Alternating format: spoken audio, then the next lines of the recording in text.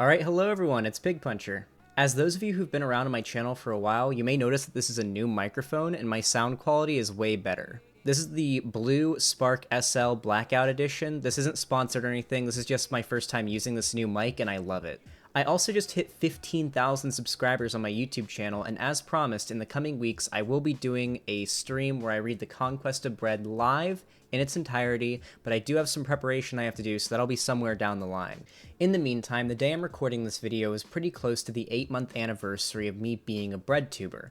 If you were around for it, my debut on this side of YouTube was back in April when I released 2 videos telling the story of my political journey. I discussed how I went from being an apolitical liberal teenager to falling down a rabbit hole of hateful far-right content and social spaces that influenced my political views very heavily, and then of course how I got out of it. However, I have to admit that my original 2 videos were poorly made by my current standards for a few reasons. For starters, I didn't really take YouTube as seriously back then, so I kinda rushed the script. I didn't include quite a few things that in hindsight were very important and very relevant to my radicalization. I also wasn't even a leftist when I made those videos. I was still identifying as what I now know to be a neoliberal, so my political views have changed even more since I made those videos. And I think where I am now politically is really relevant to the overall story. I've also learned a lot about YouTube, politics, and radicalization these last 8 months, and when I look back at those 2 videos, I really can't help but cringe. So in light of all this, I decided to essentially remake those 2 older videos and create a remastered version with better audio quality, editing, a less rushed script, and a more holistic approach to telling the story. This means that I'm not just going to be telling the story from my point of view, I'll also be interjecting to add context to certain events,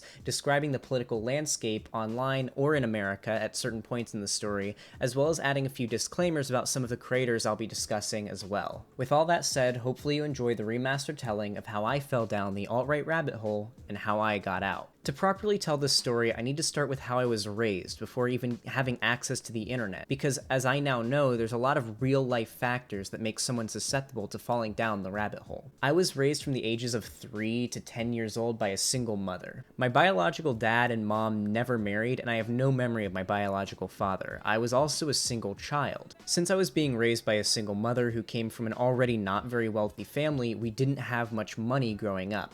We sometimes moved around the Tampa area from apartment to apartment as the rent got too expensive for us to stay any longer. My mom identified as a liberal and a feminist. She taught me that I should treat everyone equally, no matter their race, sexuality, ethnicity, or gender. She explained to me what racism, sexism, and homophobia were when I was pretty young, and since my mom wasn't religious or anything, I was never taught to believe in God or any superstitions. So growing up, even at a very young age, I was pretty socially progressive. In fact, if you asked me, I probably even understood to a degree that rich people were stomping all over poor people like us who could barely get by. If I remember correctly, I heard the terms liberal and conservative for the first time when watching an episode of American Dad.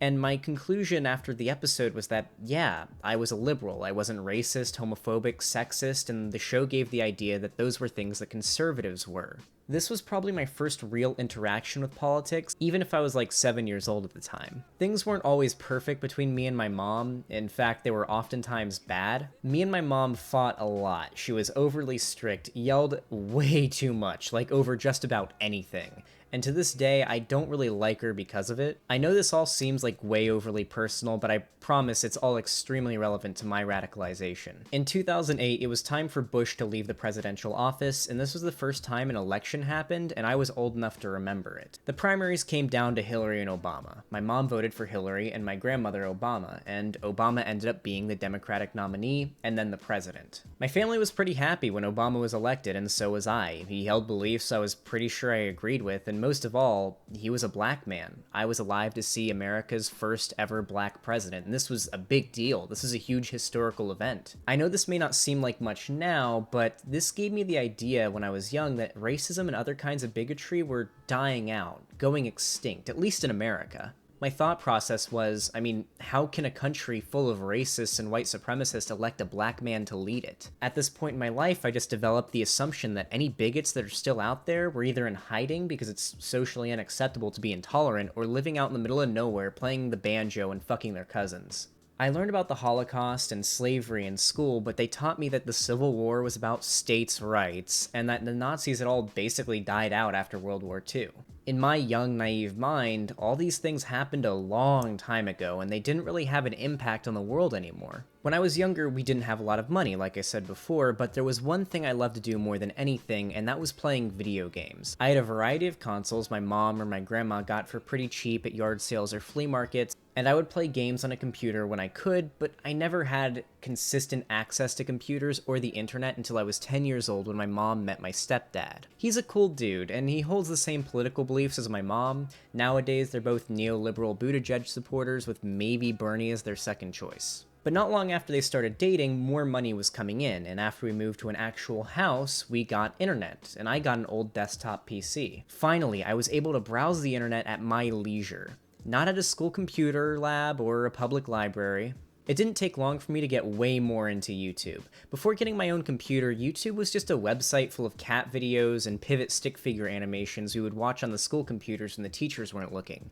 But with unfiltered access to it, I discovered the gaming community on YouTube. The idea of just recording yourself playing a game and uploading it to YouTube for thousands to see, making money from it, it blew my mind. Eventually, I would discover a new game called Minecraft, the first online game I would ever play. When I was asked to make a username, I chose PigPuncher368. Since the first thing I did on the free version was punch a pig, and 368 were the middle 3 digits of my grandmother's phone number, and now you know the origin of my username. At this point, I was only 10 years old, and there wasn't really any politics on YouTube, at least not in the communities I hung out in. You see, back then, everyone was trying to grow their channels and potentially create a career for themselves, and this meant that being controversial was counterproductive. One of the unofficial rules of being a YouTuber at the time was never talk about politics. Since no one I ever watched expressed their political opinions, and I always had this stereotype in my head that all conservatives were old white dudes out in the country who were never on the internet, I just kind of assumed that all these young YouTubers I was watching were liberals, or at least not racist or homophobic or sexist. Things continued like this for a while until 2012 when I was on the internet for the first time during a presidential election. The election was between Obama and Romney. Now, most YouTubers kept to the rule of not talking about politics at this time, but some channels I watched did cover the topic of the election. For example, Epic Rap Battles of History made a video where Obama and Romney have a rap battle, and Abraham Lincoln drops in on a giant bald eagle to endorse Obama. Obama was elected for his second term, and political talk in these parts of the internet I hung out in kinda ceased. However, as I got more into online gaming and it became more popular, something big happened. What we would now call the boomers escalated their assault on video games. If you're old enough to remember, the largest figure leading this video games are bad for kids and cause violence crusade was a Florida lawyer by the name of Jack Thompson. Most of the younger people watching probably won't remember him because he's since been disbarred and is totally irrelevant nowadays, but back then, he was the gaming community's biggest enemy. All sorts of YouTubers and even just normal gamers united to tear this guy a new one. They would cite studies that refuted Thompson's claims and would make fun of the mainstream news media for platforming them and their out-of-touch conservative beliefs. All of this cemented my belief that the gaming community is full of a bunch of young people who are smart and progressive and understand that the mainstream media and conservatives are out of touch. We would point out that conservative media would often use violent video games as a scapegoat for school shootings when clearly access to firearms and bad mental health was the real issue. Sadly, even my neoliberal parents fell for this trap and would rant at me about how CSGO is going to turn me into a terrorist. You're probably wondering what any of this has to do with the alt-right rabbit hole, right? Well, I promise, it's all relevant to my story and of many others my age who had the same experience. When Gamergate came around, everything changed. In hindsight, the internet and especially the gaming community seemed to take a pretty big turn, and so did I. The internet always had its darker places, and I was always a fan of dark and edgy humor and still am, but around this time, the most popular memes went from this Chocolate rain. The school books say it can't be here again. A song about institutional racism still being prevalent and inescapable. Yeah, that's actually what Chocolate Rain is about, I'm not even kidding. To something more resembling this. Mrs. Obama, I've done it. I've stopped racism. Thank you, Skipper. Now I am free to roam this earth. Not if I have anything to say about it, and I do. I'm gonna say the N-word. Now granted, we weren't quite there yet, but looking back, the comedy on YouTube was definitely taking a turn. Now, when Gamergate came around, I didn't even pay much attention to it. I was one of those people who heard about it and kinda knew what was going on, but I was too busy playing Minecraft to really care. I heard it was about gaming journalists taking bribes from developers to write positive game reviews or something, but then I heard my parents mention it. They'd been watching the news, and the boomers on there said something about it being a misogynistic neckbeard brigade to get women out of the gaming industry. I already believed that the mainstream media hated gaming for whatever reason, and anything they reported about it was probably false and a smear against the gaming community. So when I heard my parents saying these kind of things, I just sort of rolled my eyes and ignored it. So I just sort of went with the idea that Gamergate was about ethics and gaming journalism. This all happened around the same time that I was becoming a teenager, and like most teens, I wanted independence from my parents. My mom was very strict, and I found myself rebelling against her in whatever ways I could get away with. And I found myself questioning my beliefs since I wanted to be an independent person, not just a carbon copy of my parents' beliefs. Around this time, my views of feminism and women started to change as well, for a variety of reasons. For starters, when me and my mom would argue, she would often claim that I was talking back because she's a woman and I don't respect her because of that. This obviously wasn't true, and if it was just that, I would have just rolled my eyes and moved on. But around that time, I was in middle school and trying to find my first girlfriend. Problem is, I wasn't the best looking guy back then, and I got rejected by every girl I liked. This led me to browsing some strange corners of the internet for advice on girls. I frequented Yahoo Answers where I would ask questions and advice on how to get a girl, and I would read other answers to people's questions that were similar to mine as well. The consensus in a lot of these answers was that women only like jerks, and nice guys finish last. That infamous slogan that I imagine led many guys to becoming incels. Also, a lot of the TV shows I watched portrayed feminists as being man-hating and violent, such as this scene from an episode of that 70s show where the main character, Eric, goes in to kiss his girlfriend in a park when her hair gets stuck. An awkward scene ensues where he's trying to get the hair unstuck, but he accidentally yanks her hair, making her scream a little. This results in a group of feminist protesters that were nearby mistakenly assuming that he was assaulting her. They run up and strip him naked, beat him up, and write pig in Sharpie on his forehead and send him home naked. Not long after, we get this scene.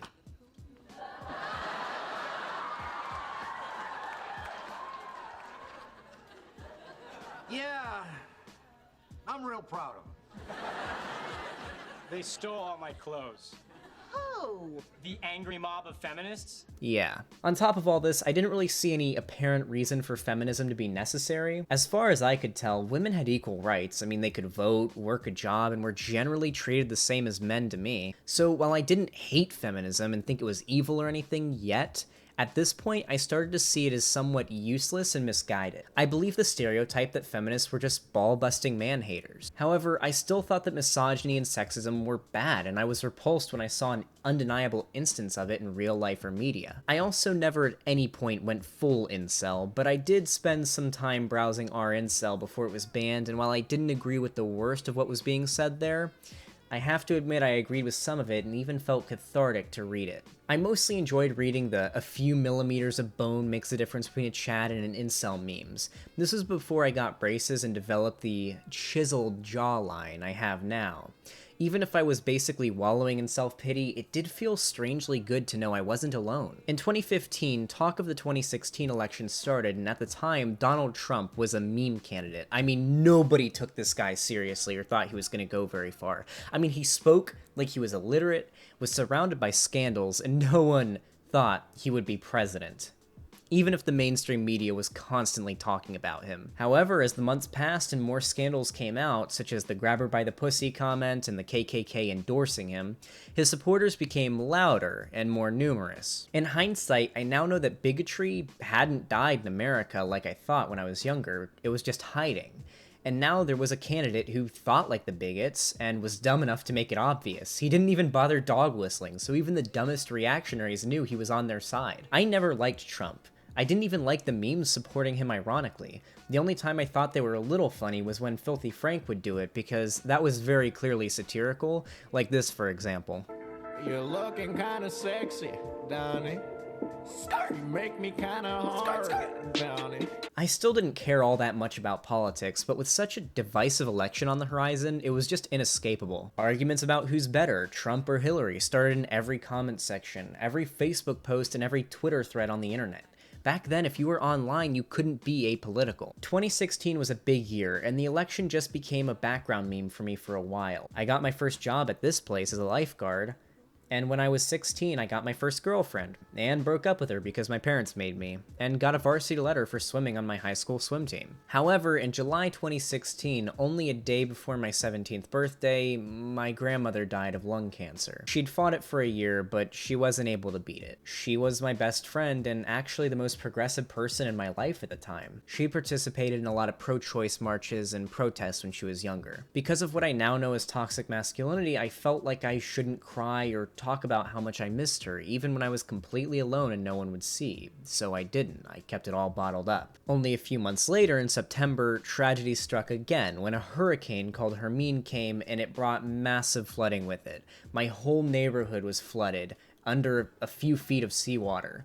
We lost furniture, family photos, I lost my somewhat mediocre gaming PC. We also lost our whole house, so now we were homeless. Thankfully, we had flood insurance and enough money that we could be able to get a new place after we saved up for a while, but we needed somewhere to stay in the meantime. Thankfully, a coworker from my stepdad's job invited us to live in their guest house for a couple months. They were a very nice lesbian couple who owned a farm and had a couple of horses, and if it weren't for them, we wouldn't have had a place to stay. We ended up finding a new place and moving there with what we had, just a week before the 2016 election. At this point, the consensus was that Donald Trump was racist, sexist, homophobic, and an idiot whose supporters were either all of those things or just stupid, while Hillary Clinton was the lesser of two evils. Well, we all know what happened election night. Hillary Clinton won the popular vote. More than 1 million more Americans voted for Hillary than Trump, but because of the Electoral College, Trump won the presidency. I have to admit, I was really disappointed in my country. At this point, I was still a liberal, I was still progressive, and I hated to see that an open bigot had won the presidency in America. I didn't have my gaming PC because it was destroyed in the flooding, so I spent a lot of time watching YouTube on my phone to take my mind off the new president. But everything on YouTube was either Trump won, what the fuck are we gonna do, or haha, Hillary supporters crying compilations, you know? However, there was one video on the topic that stood out. It was a video by a channel called Chris Raygun, and it was called Alrighty Then, Weekend Recap. I clicked it because I'd seen his videos in my recommended before, and I was surprised at how entertaining he was. He reminded me of a mix between iDubbbz, Justin Roiland, and the guy who made Invader Zim. I mean, seriously, come on, the resemblance is striking. Now, before I go any further, I want to clarify that Chris is not an alt-righter, a Nazi, or even a conservative. I've talked to him, albeit briefly on Twitter, and he seems like he wants to separate himself from his older content, which admittedly had some really bad takes in it. In this very video, for example, he says that this clip of Richard Spencer sieg heiling and yelling "Hail Trump" is probably just trolling. To his credit, it's pretty obvious that Chris didn't know who the fuck Richard Spencer even was back then. I certainly didn't, and I don't think most left-leaning anti-SJWs did either. That doesn't make Chris or any of these other left-leaning anti-SJW YouTubers completely innocent of spreading harmful misinformation like this back then, but it is important to talk about why stuff like this happened. I think that a lot of it had to do with the mindset that everyone in the anti-SJW community had when it came to the alt-right and racism. They seemed to believe, much like I did, that racism and bigotry was basically dead in America. Sure, there were some individuals who held some very negative beliefs, but there wasn't any actual systemic in the law discrimination that was easily pointed out or spotted. Because of this, they were susceptible to mistakes like Chris made in this very video, where he supplied with what should be enough proof to show Richard Spencer is a Nazi, but his response to that proof is basically, well, who knows, the mainstream media and the SJWs are calling everyone right of them a Nazi, and even if he is a Nazi, who cares, he's just one guy. In hindsight, I know that hate groups started to rebrand and restructure themselves back in 2015. No one was going to support an ideology whose members march around in white cloaks or swastika tattoos screaming white power, so they took their recruitment to the internet, and they rebranded themselves. They didn't call themselves white supremacists or neo-Nazis anymore, they called themselves white nationalists or white identitarians, or the alt-right. The more cowardly of these kind nowadays call themselves libertarians and then just dog whistle their racist beliefs to their audience. But back then, the alt-right's representatives weren't buff dudes with shaved heads wearing wife beaters, they were clean-cut, tall, well-spoken men in suits. The trap that me, Chris, and his peers fell into was intentionally set to make people believe that Richard Spencer and his colleagues' ideas were palatable, or at least respectable. You would be surprised how easy it is to sway someone into defending white white supremacy if you package it right. The consensus among a lot of people on the left side of the anti-SJW community was that all ideas should be allowed to be safely presented, and as long as you debate them in what seems like good faith and keep your cool, your ideas are valid. You would also get the more centrist takes like, I may not agree with a neo-Nazi, but I will kill or die for their right to free speech. So I want to say again, I don't completely blame Chris for some of the mistakes he made back in 2016 during the peak of anti-SJW YouTube. I mean, if I did, I would be a hypocrite. This whole story is about how I was radicalized to the right in 2016. But it was a really weird time for a lot of political YouTubers, and most of them regret the stuff they've said, so don't go harass them on Twitter or anything, please. So to summarize the content that Chris Ray Gun made back then, it basically made a joke out of all the things going on in politics. Most of it was completely harmless on its own, but ideas such as Richard Spencer is probably just a hardcore epic memer who's trolling the mainstream media had been put in my head, even if it was a misinformed accident. I started to binge all of Chris's videos. I really enjoyed them. However, the ideas that were communicated through his content did start to change the way how I thought about things quite a bit. The best way I can summarize my change in thinking and worldview is in two song parodies made by Chris Ray Gun himself. One is a parody of The Times They Are A-Changin', and the other is a parody of We Didn't Start the Fire. The main idea of these two songs is that back in the day, we gamers and young people in general had to deal with old, out-of-touch conservatives doing things like blaming school shootings on violent video games and technology, and people like Jack Thompson trying to get games banned. However, in the latter halves of the songs, the tables are turned, and he starts to show clips of feminists and SJWs saying that video games cause sexism and violence against women. The implication of this is that back then, conservatives were the enemy of people like us, gamers, but now the SJWs and feminists were the ones that were out of touch and attacking the gaming community. As cringy as it may be, if you're a young straight white dude, chances are, if you want to take on a label and be part of a community, that label is going to be gamer. From there, the YouTube algorithm did what it does best. It recommended videos from similar creators. Around this time, I also discovered Seanhead, who made some videos that she's admitted she doesn't agree with anymore, and after seeing all these examples of feminists and SJWs being crazy and stupid and even violent, I started to take on the label of anti-SJW, and even anti-feminist. Now, this doesn't mean I didn't support women's rights, I certainly thought I did. However, I said a lot of things like, I'm not a feminist, I'm egalitarian, I care about women's and men's rights. I remember one night I was staying up late watching a Shoe-on-Head video when she brought up a movie called The Red Pill. This was the first time ever encountering this term besides seeing The Matrix. I never watched the Red Pill movie itself, but I did watch June's cover of it, and it reinforced a lot of my beliefs and brought up a few new ones. For those of you who don't know, The Red Pill was a documentary made by a feminist named Cassie J, chronicling her experience interviewing several prominent men's rights activists and attending several MRA rallies. Cassie comes into this whole thing very skeptical of these MRAs, but as the documentary continues and she talks to them more, her opinions of these men changes, and she is pleasantly surprised by how nice they are. To her, they don't seem like women-hating pigs like she'd originally assumed. They list all sorts of issues men face that are oftentimes not talked about in the mainstream media. Things like men's suicide rates, injuries and deaths in the workplace, and homelessness. Not only that, but the rallies that Cassie attends only have a few dozen MRAs, and they're outnumbered by feminist counter-protesters who are portrayed as antagonistic and mean.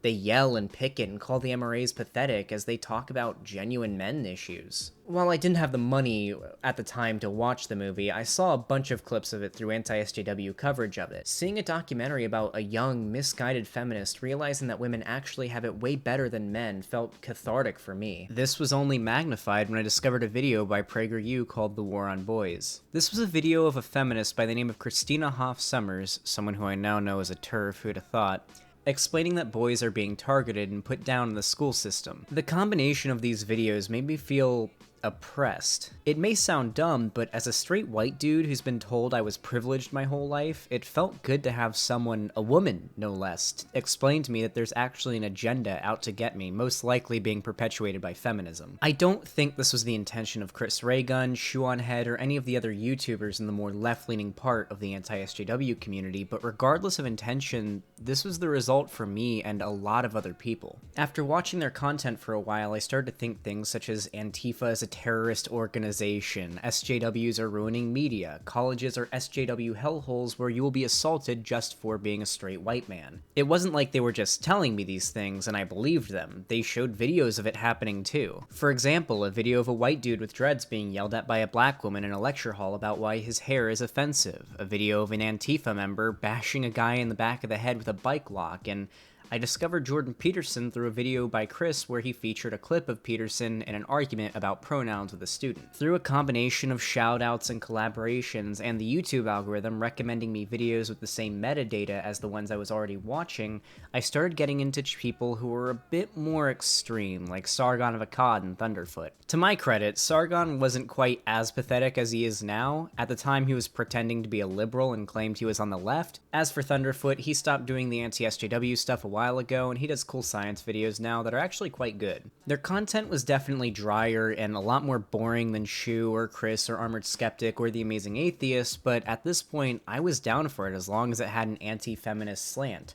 I believed at this point that feminism was out to get me, and not just as a straight white dude, but as a gamer. It was the anti-feminist stuff that pushed me down the pipeline the most, probably because that part started as far back as when I was 13 years old in arguments with my mom. She didn't make things any better in 2016 and 2017 either. One night I fell asleep watching an Amazing Atheist video about feminism on my phone, and she came into my room to check on me while I was sleeping. I woke up to my phone gone the next morning. I went to ask her if she'd seen it, and she began yelling at me, calling me a woman-hating misogynist. Apparently, after the Amazing Atheist video ended, the YouTube autoplay eventually queued up some video of a feminist getting beat up or something like that. My mom was not happy, and she took my phone away and called me a woman-hating pig. This just pushed me further down the pipeline. By early 2017, I believed that feminism was simply evil, and that they were out to destroy men as payback for the past or simply because they wanted supremacy of some kind. I binge-watched Sargon videos where he ranted about Gamergate and Anita Sarkeesian and Brianna Wu and the evils of feminism destroying Western culture. At the time, it didn't seem like baseless rants to me because he always had some BuzzFeed article about manspreading to use as an example, and that was all I needed to be convinced that these people were a real problem. I learned that not only were the SJWs and feminists after me, they were after my video games too.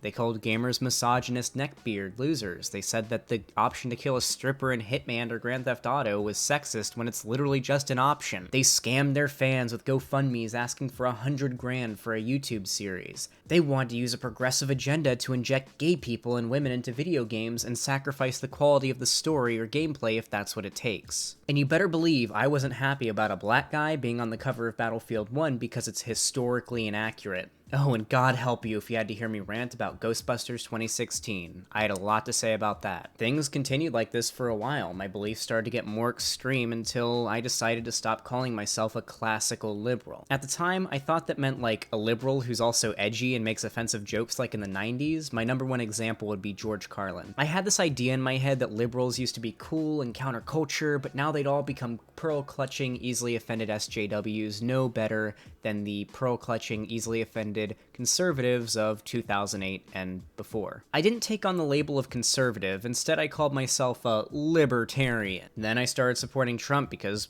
he triggers the SJWs and the feminists who are out to get me, so why shouldn't I be out to get them? And I also started getting into friend groups that supported my views as well. Around this time, I got my gaming PC fixed and was really getting into a Minecraft server called 2b2t.org. If you don't know what 2b2t is, it's the oldest anarchy server in Minecraft. This is a server with no rules whatsoever. You can hack, cheat, say anything you want, and I mean anything.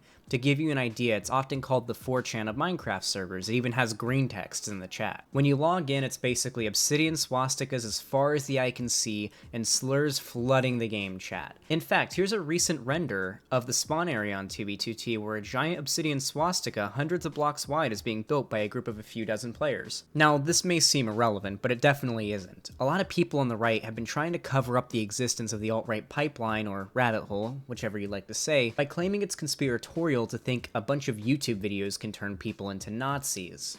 And this is obviously a straw man of the entire discussion. No one's saying YouTube videos are turning people into Nazis. However, the YouTube algorithm is partially to blame. But one of the biggest things that pushed me further than anything else at this point was the far-right social spaces. You see, on 2b2t, you won't last long on your own, so you have to join a group sooner or later. The people who you meet and the groups you join on 2b2t are interesting to say the least. I think the most progressive thing I ever saw on this server was this one trans girl who was part of a group called Highland that everyone would call our friendly neighborhood trap. If I recall correctly, she was only even allowed to join as long as she would use her feminine voice to trick the leaders of other groups into inviting her to their bases, and then she'd get their coordinates. We called this insiding a base, or a group. All the groups and people I met on 2B2T were at least a little conservative or pretending to be for social credit, while many others were full-blown, proud, and on 2B2T, socially accepted Nazis. I ended up joining a group run by a 15-year-old whose Minecraft name was, unironically, Women Are Objects. To be fair, I betrayed him and gave his base coordinates to the leader of a group called the Imperium, which I joined and am still part of to this day. The thing is, every voice channel and text chat that's 2B2T related was really, really edgy. I'm talking slurs being thrown around every few seconds,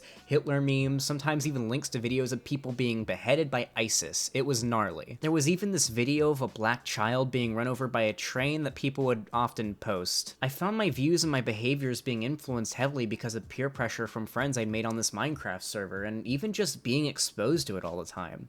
As time passed, I got desensitized to the worst of it, and the kind of stuff I said and believed got way worse. Sometime in August, the Unite the Right rally happened. I never watched any mainstream news coverage of the event since, you know, fake news and all. But people I watched like Sargon of Akkad, Andy Worski, No Bullshit, Gavin McInnes, they pushed the idea that not only were the protesters justified in their message, but the mainstream media was trying to smear them by claiming that one of them murdered a counter-protester named Heather Heyer, who'd actually just died of a heart attack because she's an overweight feminist. I believed that, until one day a video of the event popped up in my recommended. It was footage taken from a phone, and it showed what happened to Heather Heyer at that rally. I watched as, sure enough, a car came out of nowhere and started barreling through a group of protesters. I saw her get hit. It was very obvious that that guy who was in the car killed her, not a heart attack. This was kinda crazy for me because I always trusted these anti-SJW YouTubers when they said these things. If they made a claim about something happening in a video, I wasn't gonna go out of my way to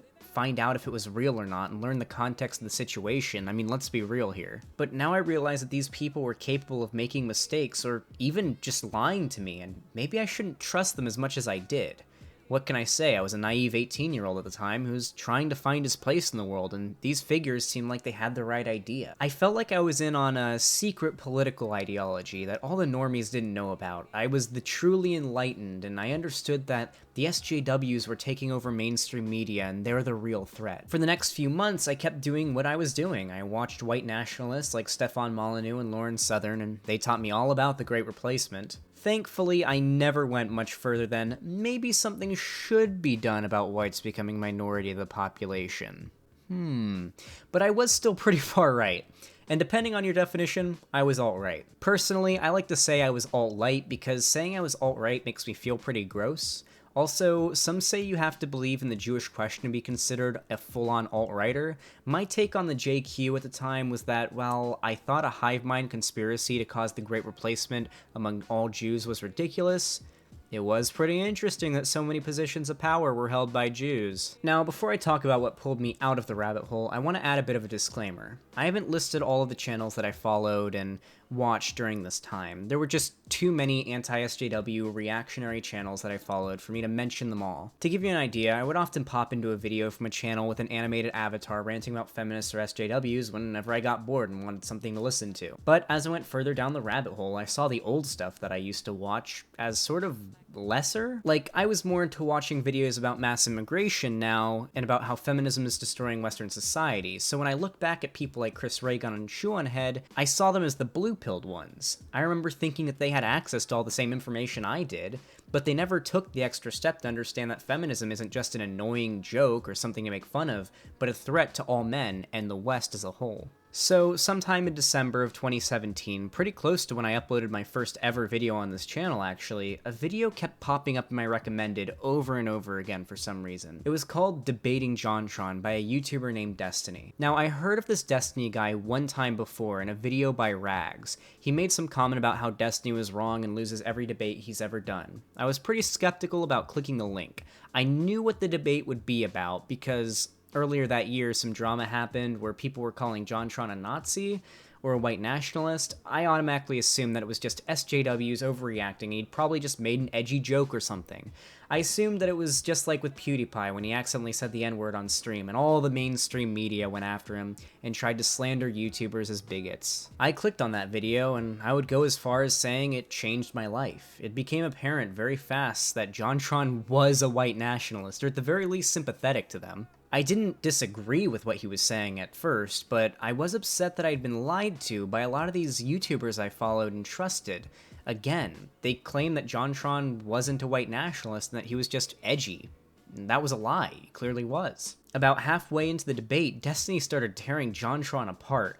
By the end of that video, I realized that those views just didn't hold any water. Really, what was wrong with whites becoming a minority if evidence shows this would be a net gain to the economy? Also, the definition of white has changed a lot. 100 years ago, Irish people weren't even considered white. After that debate, I started binging all of Destiny's videos. I watched his debate with Lauren Southern, where he destroyed the economic side of the Great Replacement conspiracy, and reduced her arguments down to just I feel statements about culture, which did not look good for her. I didn't agree with all of his opinions at first, but I had so much more respect for Destiny than I'd had for any lefty YouTuber or streamer for a long time. Prior to watching Destiny, all the left-tubers that I'd seen were clipped out of context in response videos from anti-SJWs where they came off as offended, whiny, and worst of all, preachy. Destiny, on the other hand, wasn't some preachy feminist who wanted to destroy the gaming community. He was a streamer who'd been a respected member of the Twitch gaming community for longer than I'd even had access to the internet. Not only that, but he was edgy, which was unheard of for left-leaning people online at this point. I watched as Destiny humiliated a lot of the same figures I only days before looked up to. No bullshit, Andy Worski, Brittany Venti, Dick Masterson, and so many more.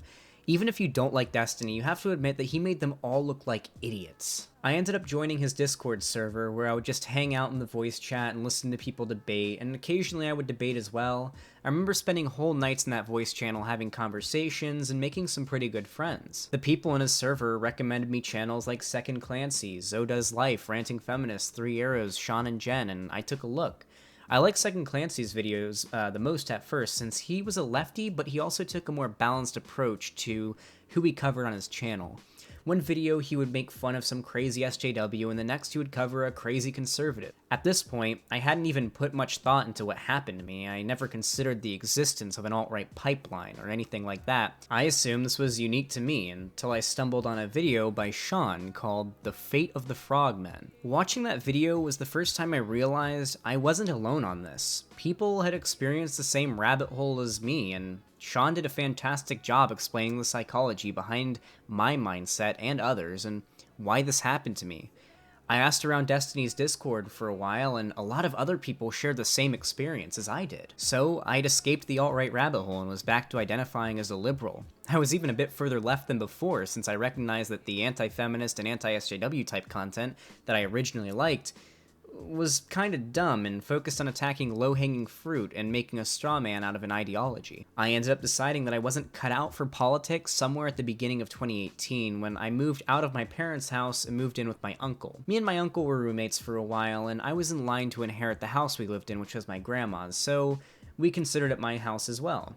I spent the whole year of 2018 just trying to build my YouTube channel through gaming. I played Fortnite and Minecraft and other games like that, and I made a lot of new friends, and eventually I hit 1,000 subscribers, and for a whole year I didn't really put much thought into politics or even think about Destiny's community even. I didn't spend much time there. Up until this point, I never talked politics with any of the friends I made over that last year. It just never came up, and when it did, I didn't want to start any fights. However, one night me and a friend, Mango, were playing some Fortnite. We started talking about what we listen to when we fall asleep since we both have tinnitus, and he said he listens to Game Grumps videos and Jontron while he falls asleep. At this point, it had already been about 10 months since I'd originally watched the Destiny and Jontron debate and gotten out of the alt-right rabbit hole, so I asked him if he knew about the controversy that happened with Jontron, and he said no. I tried to explain it to him, but either I did a bad job or he just didn't care, because the conversation didn't go anywhere. That night, I had a dream in which I watched the debate between Jontron and Destiny again, and then debated Mango, and made him understand that Jontron isn't a cool dude. And then I woke up the next morning, and I felt this urge to watch a Destiny video again for the first time in almost a year. I don't know why, but that's when I realized that there were a lot more people who are watching this anti-SJW stuff that didn't even realize that this rabbit hole existed. Around this time, I also met Anna, who was the first actual trans person I talked to. She explained a lot of stuff about gender dysphoria, transitioning, and just living as a trans person. A lot of information I've kept with me and used in debates against transphobes to this day. When the new year started, I decided that I wanted to dip my toes into politics on my YouTube channel, so I made a commentary video about some transphobic tweets that Notch, the creator of Minecraft, made. The reception on the video was very mixed. I quickly learned that most of my fans at the time were reactionaries who agreed with Notch and disliked the hell out of my video. I tried to make a few more gaming videos, but I couldn't help but think that maybe I should step into the political side of YouTube since it was so saturated with anti-SJW channels. I also just didn't feel comfortable with having an audience filled with so many bigots. But then, the day I put out my video on Notch, the Christchurch shooting happened. I read the shooter's manifesto and it was infested with memes, dog whistles, and references I picked up on my way down the rabbit hole as well. And after chatting with some people over in Destiny's Discord, I decided that I wasn't going to give up on politics. I was going to keep at it. I was inspired by YouTubers like ContraPoints, who not only taught me a lot about trans issues, but other topics in a way that was entertaining and educational. Claudia Brown cleared up a lot of lingering stereotypes and misconceptions about feminism. And Sean made a bunch of good videos debunking skeptic YouTubers and took a comprehensive look at their arguments.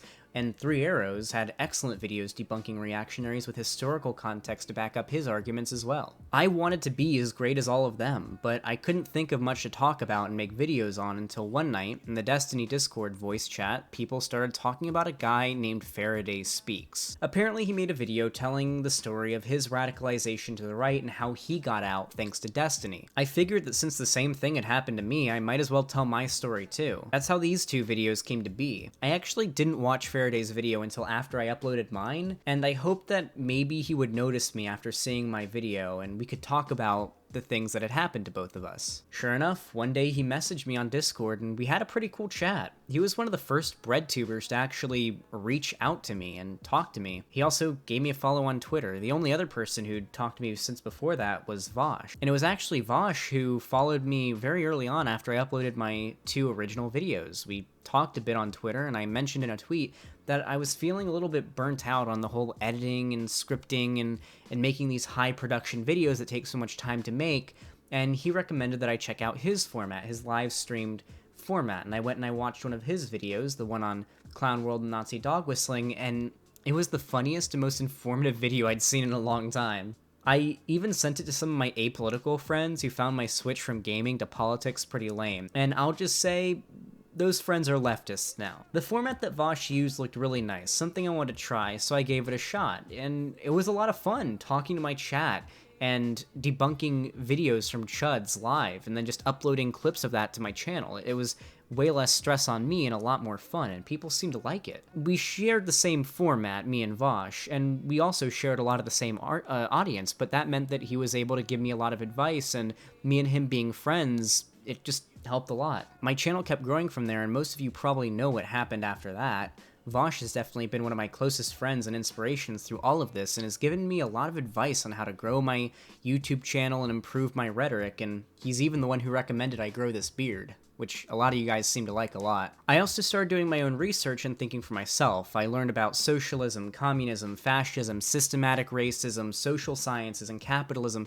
and rather than calling myself a liberal, I started calling myself a leftist, and I condemned capitalism and imperialism heavily. Not long after I started regularly making videos, I was contacted by Kevin Roos, who interviewed me for a bit more background on the alt-right rabbit hole, and eventually wrote that now notorious New York Times article about it. A few months after that, Andrew Limbong from NPR did a story where he interviewed 3 people to talk about far-right radicalization. Those 3 people were me, Destiny, and ContraPoints. It felt amazing to be seen by some people as on their level, I guess, but especially when my channel had less than 10,000 subscribers at the time. Through this YouTube channel, I've also talked to and befriended some YouTubers who I've been watching since I was only 15 years old. Me and Fratanga have a podcast. I debated Rags. Seanhead and I are pretty chill. ContraPoints, the queen of BreadTube, even followed my old Twitter before it got banned. And These last 8 months have been insane. Some criticisms that have been sent my way usually add up to something like, oh, you went from one extreme to the other, congratulations, but I don't see that as unreasonable. Right now, we're seeing more young people moving to political extremes than ever. The way things are right now just isn't working out for most people, so young people especially are looking for further, more radical ideologies to cause actual change. This means that when they're just getting into politics, they're either going to look to fascism as the solution for their problems or leftism. It's all a matter of who gets to them first. Will it be a reactionary that tells them their economic problems are because of brown people immigrating to white countries and they can't get a girlfriend because of feminism? Or will it be a leftist that tells them their economic issues are caused by capitalists exploiting the working class and their dating problems stem from toxic masculinity and patriarchal expectations of men? My goal is to make sure that me and other leftist creators are the ones who those young people find first. Now that I've told my story, I think it's important to talk about a solution to the problem of this alt-right pipeline, or rabbit hole. As I said before, young straight white teens are the target audience for this kind of stuff. Of course, there are plenty of exceptions, but straight white gamer dudes are generally what they're aiming for, especially if they're having a hard time in life. In my experience, these young people don't become white nationalists because of an inherent deep-down hatred for brown people. The figures they follow use seemingly pragmatic arguments to support their beliefs. For example, the 1350 stat. They claim that black people are a problem because statistically they commit more crime. While this stat may be very dishonestly presented, most people don't know better, and because the YouTube algorithm promoting reactionary content, they'll never hear otherwise if they aren't careful. I really think the solution to this problem is more breadtubers and more lefty videos. We need more people to do what we do. There just isn't enough of us right now. How many anti-SJW YouTube channels with furry rant-sonas that are animated can you think of off the top of your head? Probably more than there are breadtubers on this site. We need to change that. If you think you have something that is worth saying, make a video. Hell, if you don't have a computer, use your phone. Just make sure that what you're saying is well-informed, and you don't have to make videos with the quality of ContraPoints to make a difference. You can stream, you can vlog, make scripted commentary videos, or just rant in front of your camera like I am right now. There's one thing above all of this that may be the most important thing, and that's optics. I know I'm not just speaking for myself when I say that the stereotype of an SJW is off-putting to most people. Don't let yourself fit into the mold of the straw man that reactionaries have made of us. If we defy their expectations and their stereotypes, they won't know how to counter us. Us leftists, we have facts, statistics, data, and even historical context on our side. If people like us can drown out the loud minority that the right uses to make their hit pieces, they won't have any more material. In light of all this, I want to finish this video by giving a shout out to some smaller breadtubers to help them grow. All their links will be in the description if you're interested. Gushin makes awesome videos discussing certain topics, like this one, and she's trying to hit 15,000 subs by 2020, so go give her a sub and help her out. She's awesome. Claudia Brown does feminist commentary and response videos, and she has a cool Australian accent, so go check her out as well. How about a breadtuber of color? Check out Oreo. He's been part of my community for a while, and he definitely deserves more subs. Check out Cyberwitch Lexi and Conyer. They're both really underrated, but amazing streamers and very cool leftists. In fact, if you're an aspiring breadtuber, please leave a link to your channel in the comments for people who are interested. If you like this video, please leave a like and a comment. It helps so much with the YouTube algorithm. If you want to see more from me, drop a sub, please. And if you want to talk to or debate me or others like me, there's a link to join the official Discord server in the description down below. Thank you all so much for watching. Pig Puncher, out.